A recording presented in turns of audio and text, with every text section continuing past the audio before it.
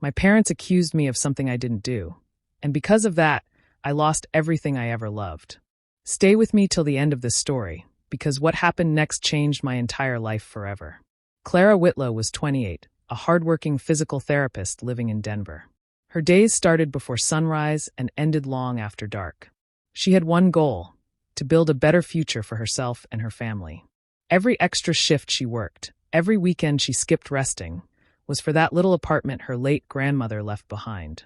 It was small but full of memories, Christmas dinners, laughter, even the old piano her grandmother used to play. Clara shared ownership of the place with her younger sister, Eden. They weren't close anymore, but Clara still hoped time would fix things. Eden had always been impulsive, the kind of girl who believed love could solve everything. Her fiancé, Miles Keegan, was handsome, charming, and a gambler. Clara tried to warn her sister. "Be careful, Eden. He's not what he seems." But Eden rolled her eyes and laughed it off. "You're just jealous I found someone." One evening, after a 14-hour shift, Clara came home exhausted. She opened the door and froze. The apartment was empty. The furniture, the framed photos, even the curtains gone. For a second, she thought there had been a break-in. She called out, "Eden," but only silence answered. Heart pounding, she searched every room until she found a single envelope on the kitchen counter. It was from Eden. Inside was a short note that read, "I sold the apartment. Don't call me. It's better this way." Clara's hands trembled. Her heart raced as she read it over and over, unable to believe the words. How could her own sister sell their home without telling her? She rushed to their parents' house, hoping it was some kind of misunderstanding. But when she explained everything, her mother, Janet, frowned and said sharply, "Clara, you must have agreed to it. Eden told us you signed the papers." Clara's stomach dropped. "What papers? I never signed anything." Her father, Victor, shook his head. "You should have been more careful. You're always so busy with work. You probably forgot." Tears filled Clara's eyes. They didn't believe her. Not her own parents. She tried to show them her messages, her calls to Eden, but they dismissed her. It was like the family she worked so hard for had turned their backs on her overnight. When she finally returned to the empty apartment, she sat on the cold floor where the couch used to be. The place felt hollow, like her heart. She whispered to herself, "I didn't deserve this." That night, Clara made a silent promise. If no one else was going to stand up for her, she would do it herself. Whatever it took, she'd find out what really happened and make them all see the truth. Clara couldn't sleep for days after discovering the apartment was gone. Every time she closed her eyes, she saw her grandmother's smiling face, the house she'd loved, and Eden's note that felt like a knife to the heart. Nothing made sense. How could the sale have gone through without her signature? She had never signed anything related to selling the apartment. Or at least, that's what she believed. One morning, Clara decided to go to the real estate office listed on the letter she found. The agent looked nervous when she introduced herself. "You're Clara Whitlow?" he asked quietly, typing something into his computer. When her name popped up on the screen, his face went pale. "But, you already signed the sale documents months ago." Clara froze. "What do you mean? I never signed anything." The man turned his monitor toward her. There it was, her name, her signature. Perfectly copied. She recognized the date. It was the same week Eden had asked her to sign some property tax paperwork. Clara remembered laughing that day, teasing her sister about finally being responsible enough to handle adult stuff. And she had signed without even reading the papers. Her hands shook as she whispered, "She tricked me." The agent looked uncomfortable but added, "Your sister and her fiancé handled everything. The payment went through their account." Clara left the office in disbelief. She drove straight to Eden's apartment, her chest burning with anger. When Eden opened the door, she was dressed in new clothes, her nails freshly done, the faint smell of expensive perfume filling the air. "How could you?" Clara shouted, shoving the papers in her face. "You tricked me into signing these. That was our grandmother's home, Eden." Eden didn't flinch. She crossed her arms and smiled coldly. "Our grandmother's? No, Clara. It was always yours. You acted like you were the smart one, like you could fix everything. Well, now you can't." Clara's voice broke. "You sold it for him, didn't you? For Miles?" Eden's silence was enough of an answer. Her eyes flickered with guilt, but pride held her tongue. "He needed help. You wouldn't understand what love is." Clara's fury turned to heartbreak. "Love? You destroyed our home for a man who gambles your future away." Before leaving, she warned, "You'll regret this, Eden." Maybe not now, but one day. When Clara tried to tell her parents, they didn't believe her. Her mother sighed and said, "You must have agreed to it, Clara. Eden showed us the papers." "Stop blaming her." Victor added, "It's done. Don't drag the family into more drama." It was in that moment Clara realized she wasn't just betrayed by her sister. Her whole family had chosen sides. And it wasn't hers. She walked out of their house that night, her heart shattered but her mind made up. The people she trusted most had played her like a fool. But deep down, Clara knew this wasn't over. A week after confronting Eden, Clara thought things couldn't possibly get worse, but they did. She was finishing a late shift at the hospital when her mother's number flashed on her phone. Expecting a small sign of understanding, she answered quickly. "Mom," she said softly. But Janet's voice exploded through the line. "How could you, Clara? How could you steal from your own family?" Clara froze. "What are you talking about?" Her mother didn't let her speak. "Eden told us everything. You took $20,000 from the sale account before we even saw a cent. You lied to us." Clara felt her breath catch. "What sale account? I didn't take anything. I didn't even know it existed until last week." But Janet only grew louder. "Don't you dare lie to me again. You've embarrassed this family enough." The call ended with her mother's voice shaking in fury, leaving Clara speechless. She tried calling her father, Victor, but he sent her to voicemail again and again. Her stomach sank with dread. She knew Eden was behind this, but how far was her sister willing to go? That evening, Clara drove to her parents' house, desperate to clear things up. When she arrived, Victor refused to open the door. He stood behind the screen, his expression cold and unfamiliar. "Your mother doesn't want to see you right now," he said flatly. "Dad, please," Clara begged. "I didn't take any money. I swear." But before she could finish, Janet appeared behind him. "Enough, Clara. We've already seen the bank transfers. You took your share early," Eden confirmed it. "Don't make yourself look even worse." Clara's heart dropped. "She's lying," she whispered. "Please, Mom. You know I wouldn't do that." Janet shook her head and slammed the door. The sound echoed in Clara's chest like a final goodbye. In the following days, the whispers began. At the hospital, co-workers exchanged glances when she walked by. A nurse she'd trained with muttered, "I heard she stole from her own family." Her stomach twisted every time she caught another stare. Eden and Miles, meanwhile, were living lavishly, posting pictures online of new clothes, a shiny car, expensive dinners. People commented things like, "You two deserve it after all you've been through." The lies had spread faster than Clara could defend herself. When her landlord raised the rent, she had no choice but to move out. She packed what little she had left and rented a tiny studio near the hospital. Bare walls, one window, a creaky bed. It wasn't home, but it was the only place she had left. Each night she sat on the floor, staring at her phone, wondering how her own blood could turn against her so completely. The betrayal burned, but the shame burned deeper. One night, she whispered into the darkness, "They took my home, my name, my peace, but not my truth." And with that quiet vow, she promised herself she'd find a way to prove it, no matter what it took. Clara had always believed that no matter what happened, her best friend Rhys would stand by her. They had known each other since college, and Rhys was the one person who had seen Clara cry, laugh, and fight through life's worst storms. But lately, even Rhys had started acting different. At first, Clara tried to ignore the distance. Her calls went unanswered, texts left on read. When she finally caught Rhys after work, she smiled weakly and said, "Hey, I've missed you. Can we talk?"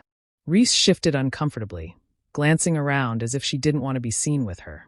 "Clara," she said quietly, "I think you should just give your family some space. Everyone's talking right now, and I don't want to get caught in the middle of family stuff."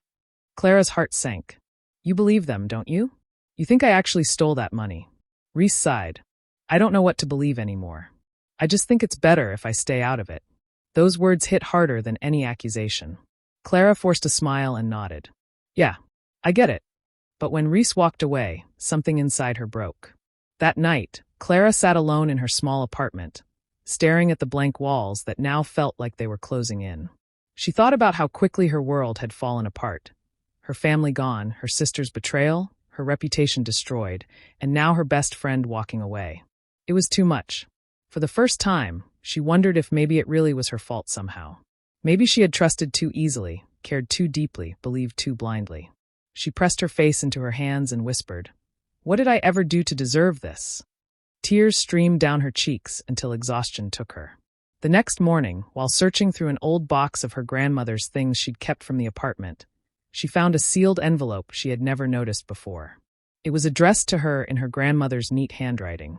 Her hands trembled as she opened it. Inside was a letter from her grandmother's estate attorney, dated years back.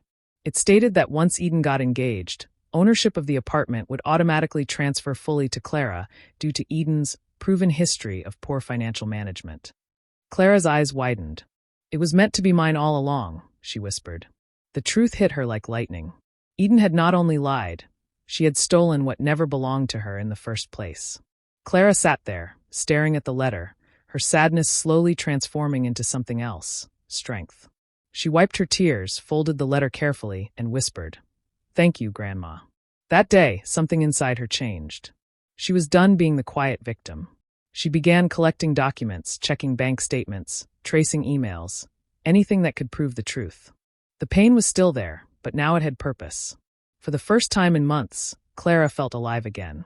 Clara couldn't stop thinking about the letter from her grandmother's lawyer. It stayed on her nightstand like a spark waiting to become a fire. She knew now that Eden had gone further than just lying. She had broken the law. But Clara needed proof, something undeniable, something that would make her family finally see the truth. One night, while lying awake in her small apartment, a memory hit her. Miles, Eden's fiancé, had borrowed her tablet several times when they still spoke. He'd said he needed to check something for work, but she now realized he didn't have a job. Her pulse quickened. What if he'd logged into something and never logged out? Clara jumped from bed, grabbed her old tablet from a drawer, and powered it on. It took a few minutes to remember the password, but once the screen lit up, she started digging through the history. Most of it was harmless, emails, videos, random searches, but then she saw it, a saved login for a betting website.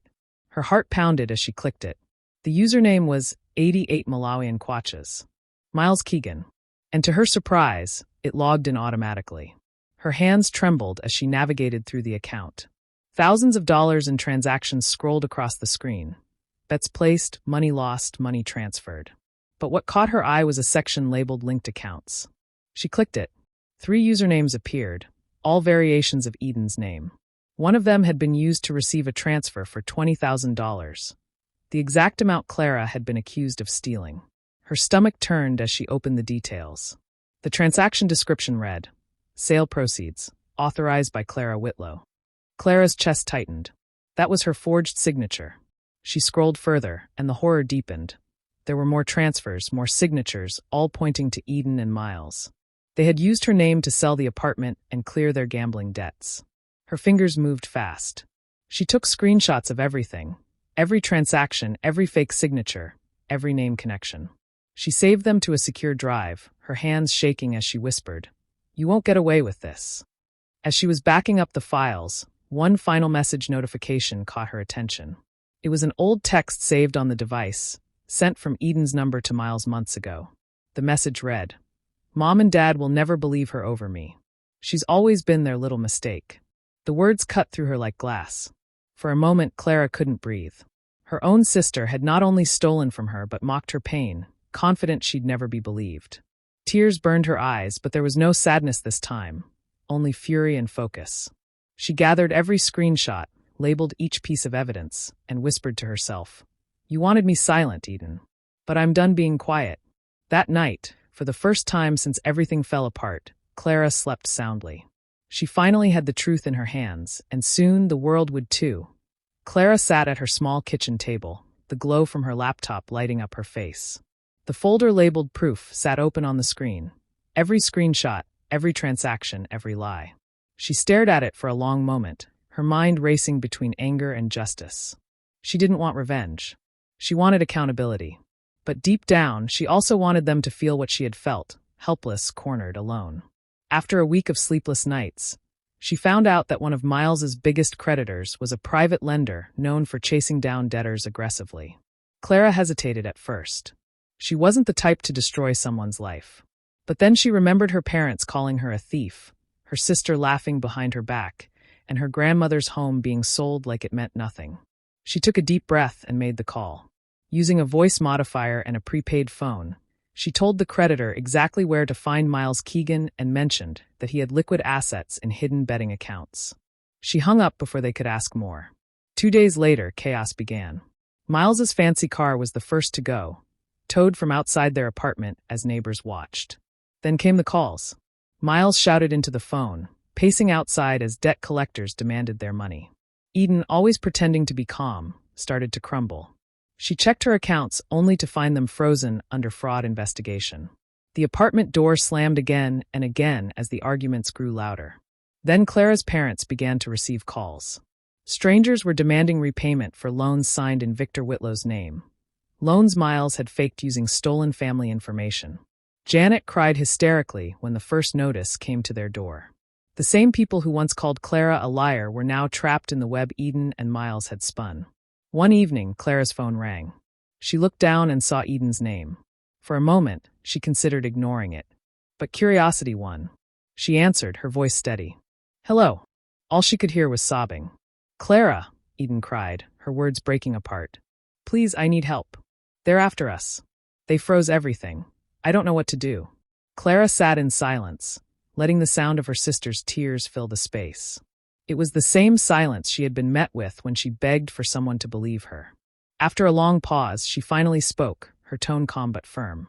"Now you know how it feels when no one believes you." Eden sniffled. "Clara, please. I didn't mean." Clara ended the call before she could finish. She leaned back in her chair, her heart heavy but unbroken. For once, she didn't feel powerless. The truth had started to speak for itself, and the lies were collapsing one by one. Outside her window, the city lights flickered, and Clara whispered to herself, "It's not revenge. It's balance." Clara knew the time had come. She had gathered every piece of evidence, every signature, every message that proved the truth. Her lawyer had helped her prepare a detailed report and sent copies of the documents directly to her parents. Clara didn't want revenge anymore. She wanted the truth to stand on its own. That morning, Janet called her for the first time in weeks. Her voice was shaking. "Clara, we need to talk. Please come home." Clara hesitated. Part of her wanted to hang up, but another part needed to see it through. "I'll be there," she said quietly. When she arrived, the atmosphere in the house was heavy. The air felt thick, like it carried every lie and every tear that had ever been shed there. Her father, Victor, sat at the dining table with a stack of papers spread out in front of him. Bank statements, emails, legal forms, and screenshots. His hands trembled as he turned each page. Janet stood by the window, pale and silent. Eden was there too, arms crossed, eyes red from crying. The moment Clara walked in, Eden muttered, "You just had to ruin everything, didn't you?" Clara didn't answer. She simply sat down across from her parents and waited. Victor finally looked up, his voice barely steady. "Eden, tell me these aren't real. Tell me you didn't forge your sister's signature." Eden's lips parted, but no words came out. Janet whispered, "We trusted you. We defended you." Eden slammed her hand on the table. "I did it for love," she shouted. "Miles was in trouble. I couldn't let him lose everything." Victor stood up suddenly, his face turning red with disbelief. "You sold your grandmother's home. You lied to us. You destroyed your sister's life, and you call that love." Eden's tears flowed freely now, but no one moved to comfort her. For years, she had used those tears to escape blame, to twist sympathy in her favor. This time, they fell on deaf hearts. Clara sat quietly, her hands folded on her lap. She wasn't there to fight or shout. She was there to witness the truth finally come to light. For so long, she had carried the weight of false accusations. Now, the burden shifted back to where it belonged. Janet turned to Clara, tears in her eyes. "Honey, we were wrong.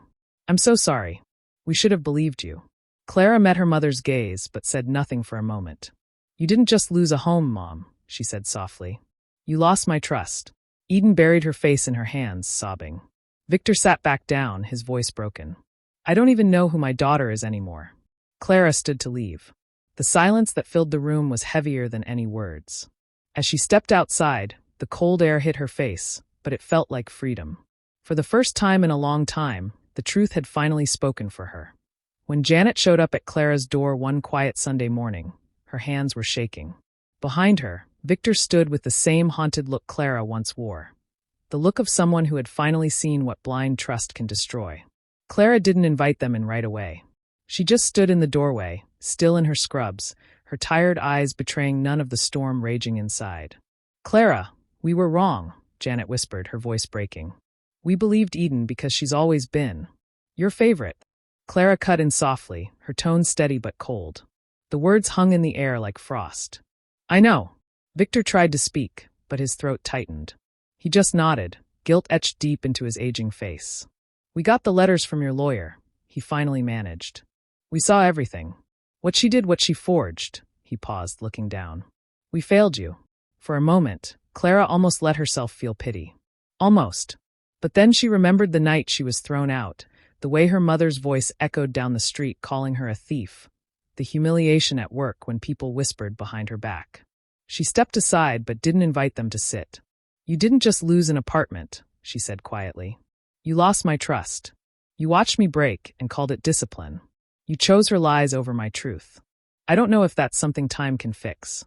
Janet began to cry, her sobs echoing through the small space. Victor reached out a trembling hand, but Clara took a step back. "Please," she said, "don't make this harder than it already is. I'm not ready to pretend everything's fine." They left a few minutes later, leaving behind the silence of a love fractured beyond repair. Clara stood at her window and watched them walk away hand in hand. Two parents burdened by regret too late to change anything. Weeks later, news spread that Eden had lost her job. Miles had vanished, draining her accounts and leaving her with debt collectors at her door. Clara didn't gloat. She didn't send a message or post anything online. She simply lived, peacefully, quietly, on her own terms. With the restitution money Eden was ordered to pay back, and the savings Clara had scraped together over years of extra shifts, she bought a modest townhouse near the hospital. The walls were bare at first, but they were hers. Every piece of furniture, every plant, every quiet morning cup of coffee, it all belonged to her. Sometimes, when she passed families laughing together, a pang of grief would hit her chest. But she didn't let it linger. She had learned that peace isn't found in being understood. It's found in surviving what was meant to destroy you. Eden's apologies came through letters later, long, tear-stained, regretful. Clara never responded. She didn't hate her sister anymore. She just didn't need her. Some silences, she realized, are the loudest form of closure. Clara woke before dawn, the soft hum of her alarm blending with the city's distant sounds. For the first time in years, she didn't wake up dreading the day ahead. The walls of her new townhouse glowed faintly in the early light, a quiet reminder that she had built this life herself, brick by brick, shift by shift. No one could take that away from her. A thick envelope lay on her kitchen counter. It was her acceptance letter, doctorate program in physical therapy, class of 2027. Clara traced the embossed seal with her fingertips, feeling a lump rise in her throat. For so long, she'd been defined by other people's opinions. Her parents' disappointment, Eden's lies, the whispers of neighbors who thought they knew her story. Now, the only voice that mattered was her own. At the hospital, her co-workers had begun to treat her differently, not with pity, but with respect. They'd watched her climb out of a pit no one thought she could survive. Clara carried herself differently now, straighter, calmer, with a quiet confidence that spoke louder than any apology. One afternoon, as she sat outside the hospital cafe sipping coffee, she saw Reese Dalton approaching. The same friend who had once stopped answering her calls when things fell apart. Reese looked nervous, clutching her purse tightly. "Clara, I don't even know where to start," she said softly. "I was scared. Your family made it sound like you really did something wrong. I should have known better." Clara looked at her for a long moment, then gestured for her to sit. "You don't owe me an explanation," she said gently. "We all make mistakes. What matters is what we learn from them." Reese's eyes welled with tears. "I missed you," she whispered. "I missed me too," Clara replied with a small smile. They talked for hours that day, not about the past, but about where they were headed next. It wasn't about rebuilding what was lost, but about understanding that forgiveness didn't always mean reopening old doors. Sometimes it just meant closing them with peace. Months passed. Clara began her doctoral studies while balancing her job at the hospital. Late nights of studying replaced the sleepless nights of despair. When she walked across campus with her ID badge and textbooks in hand, people saw a woman with purpose, not a woman who had been betrayed. One evening, as she looked out her window at the sunset painting the sky in gold, Clara felt something shift inside her. For years, she had chased approval, her parents, her sisters, her communities. But now she realized she didn't need it. Her worth wasn't in what they said or thought. It was in the quiet strength she had found within herself. She had turned her pain into power, her silence into peace. For the first time, Clara smiled, not because someone told her to, but because she finally knew she was free. It was late evening when Clara heard the soft knock on her door. The wind outside was cold, carrying a faint drizzle that brushed against the windows. She opened the door slowly, and there stood Eden, her hair tangled, her clothes wrinkled, her eyes hollow. For a moment, neither spoke. The sight of her sister, once so proud and full of arrogance, standing there in tears, hit Clara in a way she didn't expect. "Clara, I didn't know where else to go," Eden whispered, her voice trembling. "Miles is gone. He took everything. I don't even have a place to sleep tonight." Clara stood still, her heart torn between pity and the deep ache of old wounds. She remembered every lie, every accusation. Every night she cried, wondering how her own blood could turn against her. But she also remembered the woman she had become, the one who survived without them. "Eden," she said quietly, "I spent years believing that love meant forgiving anything, even betrayal. But you taught me something I'll never forget." Eden's lip quivered. "Please, Clara. I'm your sister." Clara's eyes softened, but her voice stayed steady. "You taught me that love without respect isn't love at all. I hope one day you understand that." She didn't shout, didn't slam the door. She just stepped back, took one last look at her sister, and gently closed it. On the other side, she heard a muffled sob, then silence. Clara leaned against the door for a long moment, breathing deeply. It wasn't anger she felt, it was peace. The kind of peace that comes when you finally stop chasing people who never valued your worth. An hour later, she was sitting at a cozy restaurant downtown with her co-workers. People who had become her family in every way that mattered. They laughed over stories from work, shared bites of dessert, and teased her about her doctor-to-be title. "Clara, you seem lighter lately," one of them said. "Like you finally let go of something." Clara smiled, her eyes warm. "Maybe I finally did," she said softly. She looked around the table, at the people who had supported her, believed her, celebrated her wins without jealousy or judgment. It wasn't the family she was born into, but it was the one she chose. And that made it even more special. When she drove home that night, the city lights shimmered against the wet streets. She parked in front of her townhouse and stood outside for a moment, watching the rain ease into a mist. Her heart was quiet. For years, she had searched for love and belonging in the wrong places. Now she understood. Family wasn't always blood. Sometimes it was the people who showed up when the world turned away. Clara walked inside, closed the door behind her, and smiled. For the first time in her life, she was truly home. Do you think Clara made the right choice by closing the door on her sister? Or should she have given Eden another chance? Share your thoughts in the comments. I'd really love to hear your opinion. And if stories like this move you, don't forget to subscribe, like the video, and hit the notification bell so you never miss another one.